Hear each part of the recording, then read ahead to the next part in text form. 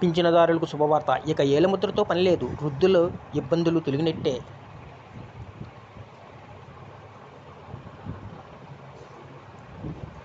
తెలంగాణ ప్రభుత్వం ఆసరా పథకంలో భాగంగా అర్హులైన లబ్ధిదారులకు పింఛన్లు అందిస్తుంది. అయితే ఈ పంపిణీలో కొన్ని సమస్యలు తలెత్తుతున్నాయి. ముఖ్యంగా బ్యాంక్ ఖాతాలు లేని వారికి వేలిముద్రల ద్వారా పింఛన్లు ఇస్తున్నారు. కానీ వృద్ధుల వేలిముద్రలు సరిగ్గా పడకపోతే ఆ నెల పింఛను ఆగిపోయేది.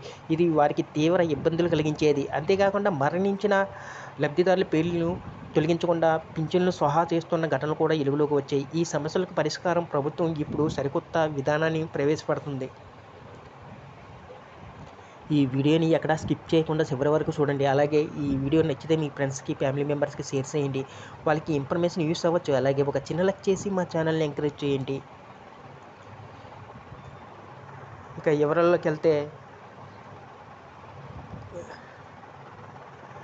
అధికారులు తెలిపిన వివరాల ప్రకారం పింఛన్ల పంపిణీకి సంబంధించిన రాష్ట్ర ప్రభుత్వం ముఖ గుర్తింపు అంటే ఫేసు కనబడేలాగా ఆధారిత వ్యవస్థను అమలు చేయనుంది. దీనికోసం సర్ప్ ఆధ్వర్యంలో ఒక ప్రత్యేక యాప్ను రూపొందించారు. ఈ యాప్ ద్వారా పింఛను ఇచ్చే సమయంలో ఏలుముద్రతో పని లేకుండానే లబ్ధిదారుని ముఖాన్ని గుర్తించి పింఛను పంపిణీ చేస్తుంది.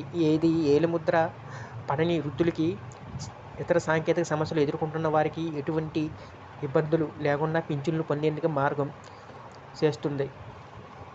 ఈ నూతన విధానం అమలు కోసం పుర కమిషనర్, బిల్ కలెక్టర్లు, ఎండిఓలు, ఎంపీఓలు, పంచాయతీ కార్యదర్శులు, తపాలా శాఖ అధికారులు ప్రత్యేక శిక్షణ ఇచ్చారు. పింఛన్ల పంపిణీలో పారదర్శకతను పెంచడానికి, దుర్వినియోగాన్ని అరికట్టడానికి కొన్ని కీలక నిర్ణయాలు తీసుకున్నారు. వాటిలో మరణించిన పెన్షన్దారు స్థానంలో వారి భార్యలకు అర్హత ఉంటే అవకాశం కల్పించడం,